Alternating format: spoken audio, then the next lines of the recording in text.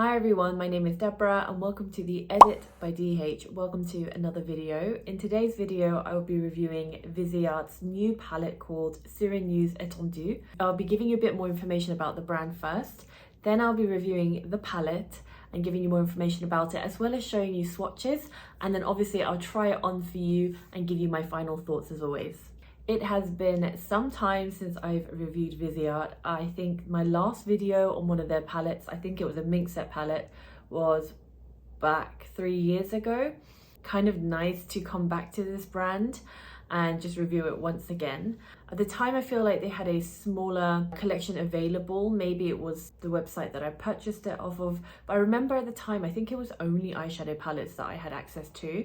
Now they've massively expanded their portfolio and I can see that they've got a lot of face products, including bronzer, blusher, lip products, etc. But today I'm just going to be focusing on the new palette, like I said. When I saw this palette's launch, I was really mesmerized by the colors and I really get drawn to specific things. And I think this is the same with everyone, whether it's packaging, whether it's the actual colors itself. I just was really intrigued, and especially, like I said, 3 years on, I just really wanted to revisit this brand. So before I get onto the palette, I just wanted to give you a little bit more information about the brand for those of you who don't perhaps know it that well. Born in 2000, it's a professional makeup brand based on superb texture, pigment-rich products using natural ingredients and innovative technology. They source their inspiration in the Parisian lifestyle.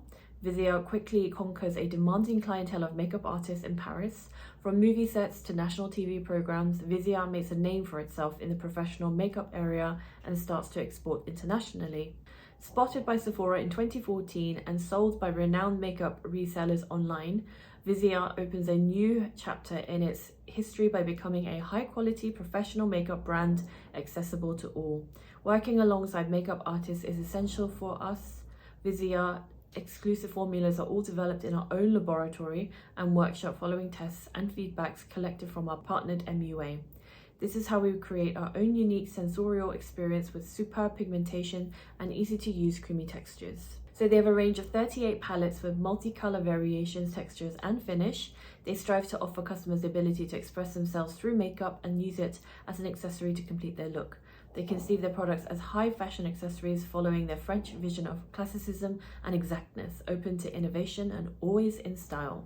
So I find that quite fascinating because when they talk about a brand for makeup artists that's accessible to all, I feel like it reminds me of MAC a little bit, because MAC is technically still a brand for professional makeup artists, but I feel like that era of MAC being on top of the makeup game and the brand to go to for makeup artists has kind of like long passed. And I just think that's because there's been so much competition that's come in since then. The makeup industry is so saturated now and there's so much choice, right? There's so many brands that offer really, really good high quality products. So I love the fact that it is a brand for makeup artists, but it's also accessible to all. So this is a palette, and I will be showing you pictures and swatches that I did pre-filming, as I always tend to do, just because it's the most accurate. And even though I'm in natural light, you'll get to see it in even better, more accurate natural light.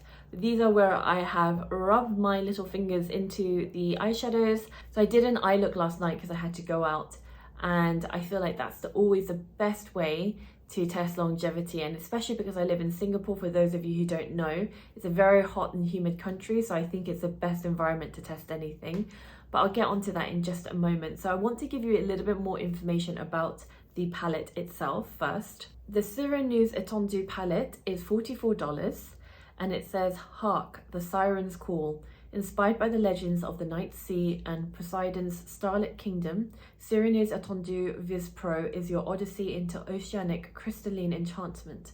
Embodying wild winter luxury and mythical majesty, it beckons with glittering waves of aquatic allure and seascape majesty. Each shade is like a goddess born of the sea, shimmering in a duochromatic moonlit opulence beneath winter's serene touch.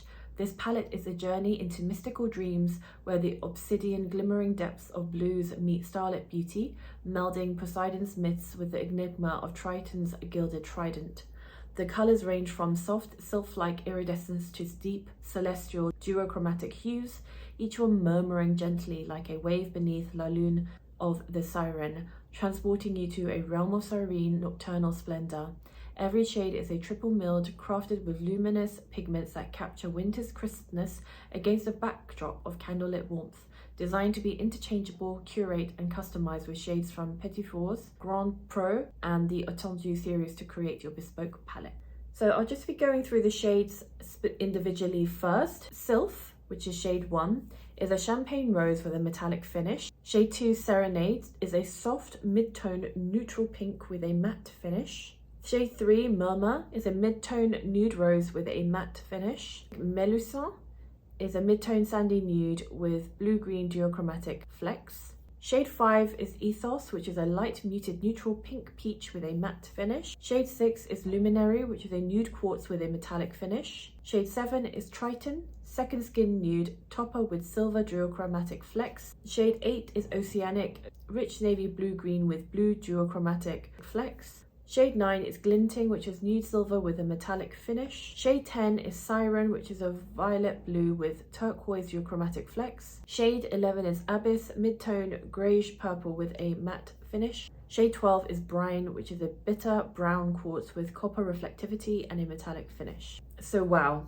Firstly, the description. I feel like they do a lot of storytelling in the description, and I almost wanted to put on like a David Attenborough voice as I read it, but I had to remember to take this more seriously.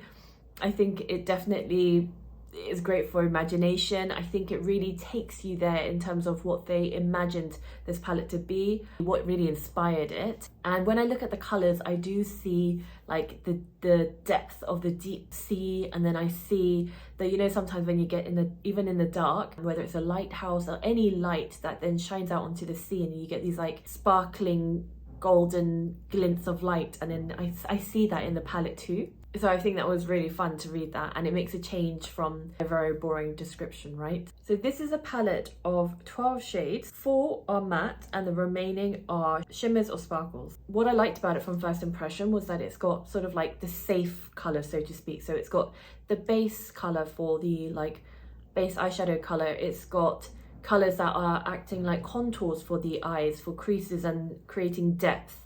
Then you've got colors that act as like a smoky eye or even an eyeliner. So I really like that about this palette. Plus you have other textures like shimmer and glitter to then elevate the eye look even further.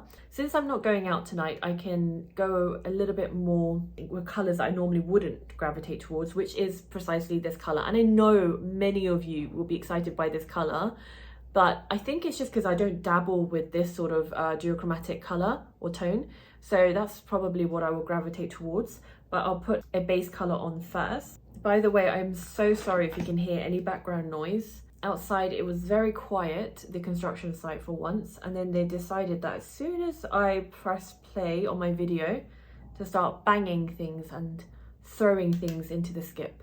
So I'm using shade number 2, which is Serenade. Now you have to excuse me, it's harder for me to apply eye makeup where I've got false lashes on, but bear with me please. So for matte eyeshadow, I generally find it's better to use a brush to apply the shadow, but for the shimmer and sparkles, it's always better to use your finger.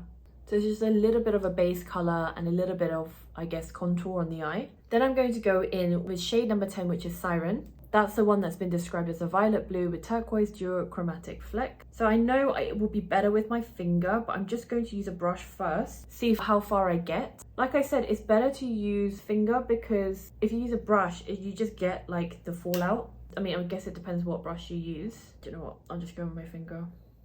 The thing with using a finger, as good as it is, you don't get as much control as you would with a brush. So that's the only thing I'll say.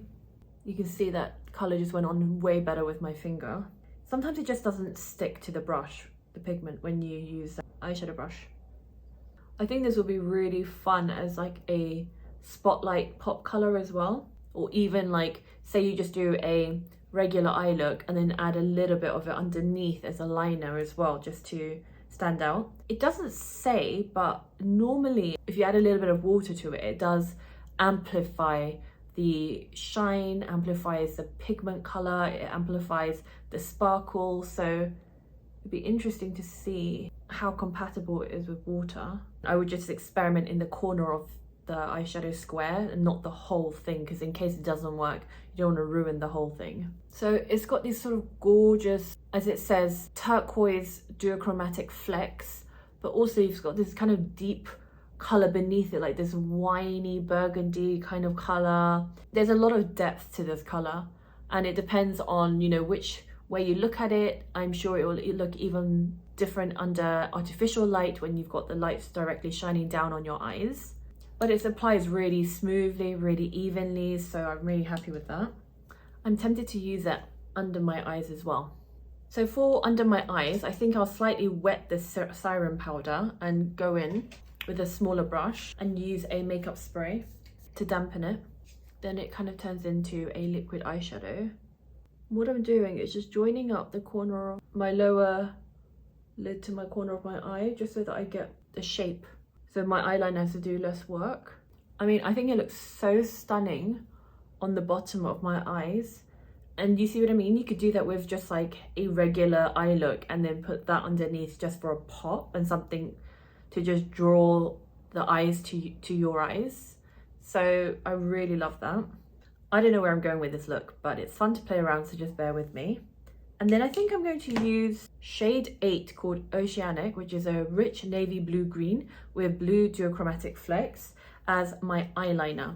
But in order for my eyeliner to work, especially because it's more of a shimmering sparkly finish, I think I'll wet my brush again, but with a different brush this time. I've just kind of almost turned it to a little paste and going in, yep. I think on camera it would just look like a black liner, but when I look at it up close, I can see the duochromatic element of it. Let me just brush my lashes so that they don't look messy. Do the same on the other eye. I'm just really trying to fill in the gaps close to my lashes so there's no skin showing. It's hard to do when you've got falsies on. So I hope you can see. I mean, it looks like a very fierce eyeliner. I like that, and I feel like it goes with that Siren image. When I went out yesterday, I think I used some of the more bronzier shimmery colors, and then I used the brine, shade 12 brine, which is the bitter brown quartz, as almost like a soft smoky eye, just to see how it lasts. So this is a very different look to the one I did yesterday. As different as it is, I think it's a super fun eye to wear, and it's still very wearable. And then just to finish off the eye look, I want to add a little bit of a pop to my inner corner of my eyes. I think I'll go in with shade 9, which is Glinting, a nude silver with a metallic finish. So I'm just going to use this dry, like so. I mean, you can see cotton pad just to tone it down a bit, and then I'm going to attach it to the lower, just to open up the eye and brighten it a bit. So that's my eye look, and I'm very, very happy with it. I'm really happy that the eyeshadow seems to work really well as a wet eye look as well. I think it will even help with the longevity, but obviously that's if you want more impact than you already have. When I read that it's a makeup brand for pros, I immediately think, well, it's going to be great for longevity, because that's the #1 thing on set, is you want maximum impact and you want it to last for a long time. And especially with stage makeup, whatever kind of production, you need it to stand out, because the studio lights are so bright, it almost has to be even stronger to make an impact. And that's why I often have an issue when pictures or swatches are often taken in artificial light, because it's not true to how it looks in real life. The second that I heard that it's a makeup brand for pros, I have an expectation in terms of longevity. So yesterday when I wore it out, I had a liquid eyeshadow base on, which was matte. I use it as primer, and I know it works because I've used it alongside other eyeshadow powders. And so yesterday I would say that brine didn't budge, and that was great. The golden bronzy color that I used slightly creased, ever so slightly, but it was still good enough for the fact that I was pretty much out all evening and out and about in different types of temperatures, and like I said, the Singapore humidity. So I think considering it worked quite well and lasted quite well, I'm going to keep this on. And I deliberately didn't add a primer because I just wanted to see how well it lasted. So I will do a check-in later on tonight so you can see that for yourselves. I would love to know what you thought of this eyeshadow palette. What do you think of the final look? I'll try to add more pictures just so that I can show you in different light. What do you think of Viseart as a brand? Would you like to see me do a full face of Viseart? If a whole bunch of you want me to review a full face of it, I will gladly do it. So let me know your thoughts down below. But also, is there anything from the brand that you would highly recommend that I get next time? What do you love about the brand? I would love to know and hear from you. But anyway, thank you so much for watching. And remember, I will do a check-in at night in just a moment. Take care.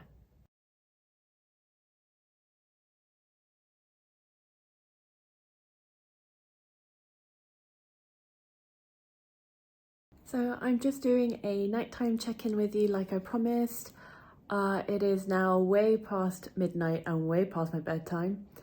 And so I just wanted to check in and show you my makeup. As you can see, there is like creasing just there, a little bit on this side, mainly on my left eye, and a little bit of smudging and transference underneath. The liner has generally held up well, especially the wings, the flick. Inner corner of my left eye again has sort of disappeared. I mean, I have gotten very shiny.